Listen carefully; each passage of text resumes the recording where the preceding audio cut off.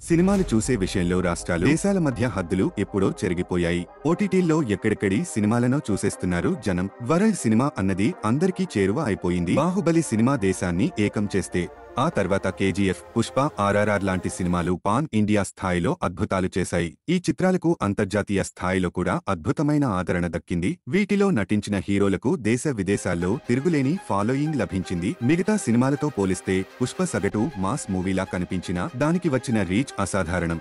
వెస్టిండీస్లో జరిగే Caribbean premier cricket లీగ్లో, ఐరోపాలో జరిగే ఫుట్బాల్ లీగ్లో క్రీడాకారులు పుష్ప మేనరిజాన్ని అనుకరించడం అంటే చిన్న విషయం కాదు. ఈ సినిమా పాకిస్తాన్లో సైతం ఆదరణ పొందడం, అల్లు అర్జున్కు తిరుగులేని ఫాలోయింగ్ సంపాదించి పెట్టడం విశేషం. బన్నీకి పాకిస్తానీలో ఉన్న ఫాలోయింగ్ ఎలాంటిదో తెలియజేసే 2 ఉదంతాలు తాజాగా వెలుగులోకి వచ్చాయి. పుష్ప థ్యాంక్స్ మీట్లో సునీల్ మాట్లాడుతూ తాను స్పెయిన్లో ఓ సినిమా షూటింగ్ కోసం వెళ్లినప్పుడు లేట్ నైట్ తిండి దొరక్క ఇబ్బంది పడినట్లు వెల్లడించాడు.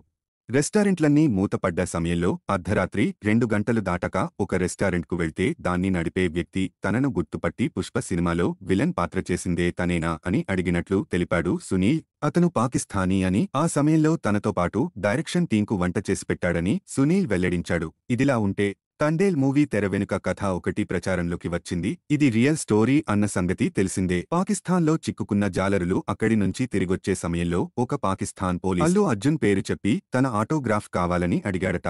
కార్తీక్ అనే రైటర్ బన్నీ ఆటోగ్రాఫ్ కోసం గీతా ఆర్ట్స్ ఆఫీస్కు రావడం, బన్నీ వాస్కు ఈ జాలరుల కథ చెప్పడం, ఈ క్రమంలో ఈ సినిమా తీయడం గురించి చర్చ జరగడం, అలా తండేల్ కథ పట్టాలెక్కిందట. అయితే ఈ వ్యవహారం పుష్ప రావడానికి ముందే జరగడంతో అప్పుడే బన్నీకి పాకిస్తాన్లో అంత ఫాలోయింగ్ ఉందా అని అందరూ ఆశ్చర్యపోతున్నారు.